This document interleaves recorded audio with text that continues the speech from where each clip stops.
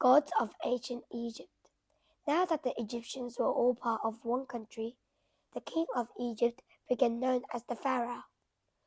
He carried the shepherd's crook to show that he was supposed to lead and take care of all the Egyptian people, just like a shepherd takes care of and feeds his sheep.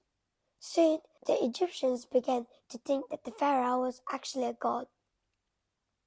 They believed that he was able to make the Nile overflow its banks every year so that their crops could grow.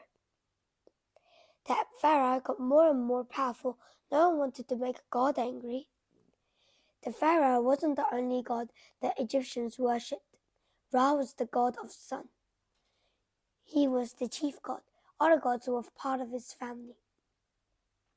Osiris was the god who judged the dead and decided whether they have been good or bad. Isis was Osiris's wife, the mother of Horus, who was the god of the sky.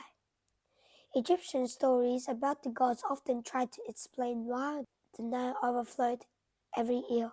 One Egyptian story or myth tells about Osiris and his brother Set. Here is the myth of Osiris, as an Egyptian child might have heard it from his mother long ago. Once upon a time, the great god Osiris and his wife Isis were ruling over the whole land of Egypt. Osiris went on a trip around the world and left Isis in charge of the kingdom. But while he was gone, Osiris's evil brother Set decided that he wanted to be king. When Osiris came back from his trip, Set invited him to a great feast with all the other gods. "Dear brother," he said, "come to my house so that we can celebrate your safe return." Isis was afraid that Set wanted to harm Osiris, but Osiris laughed at her fears. "He's my own brother," he said. "Why would he want to hurt me?" So they went together to the feast. After all the gods had eaten until they were full, Set said, "Look what I have found." He brought a beautiful coffin and carved and decorated with gold and pictures. When the gods all admired it, Set said, "I will give this beautiful coffin to whichever god fits it into the best."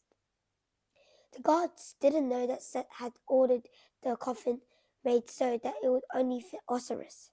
One by one, they lay down into the coffin, but all of the gods were too large or too small until Osiris got in and found the coffin fit him perfectly.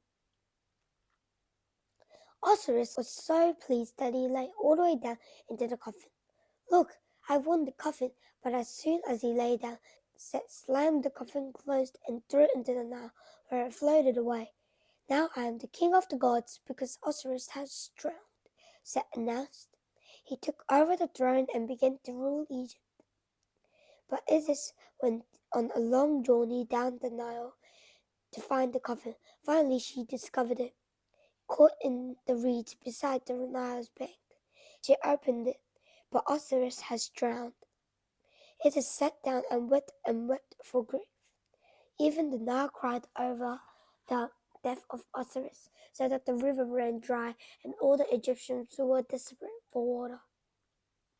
Finally, Isis wrapped Osiris' body in linen, so he became the first mummy. But as soon as she wrapped him in linen, he became back to life again. The whole earth was glad to see Osiris alive again.